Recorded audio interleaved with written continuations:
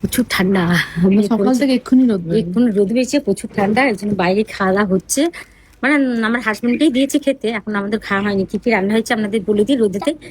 হ্যাঁ, এই দেখুন, প্রথমে টমেটো পোড়া দেখে দাও। এই দেখুন টমেটো পোড়া।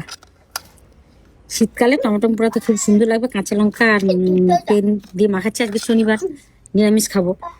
তার সঙ্গে লাউ ডাঁটা, পোস্ত, মূলা ভাজা, শাক ভাজা, বড়ি ভাজা, পাঁপড় আর ঘি ভাতের সাথে। আর ভাতের সঙ্গে ঘি দিয়েছি।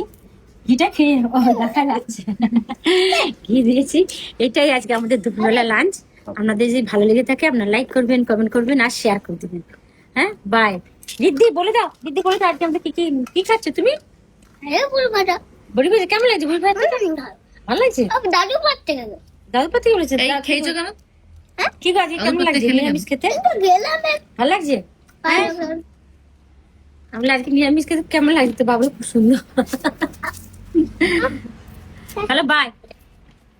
আজকে তো গরম, আজকে ঠান্ডা খাওয়া আছে। আজকে তো শাক আর এটা কি লাউ ডাঁটা আলু পোস্ত। লাউ আলু পোস্ত, আর এখানে কি আছে দেখে দিচ্ছি না। ও মূলো ভাজা। হ্যাঁ, মূলো ভাজা। আর সঙ্গে পিছনে আছে বড়ি ভাজা। বড়ি ভাজা। হ্যাঁ, খেয়ে রাখছি। না না খাবো না, অনেক খেয়েছি তো না। আর এখানে ভর্তি করে পাঁপড় ভাজা।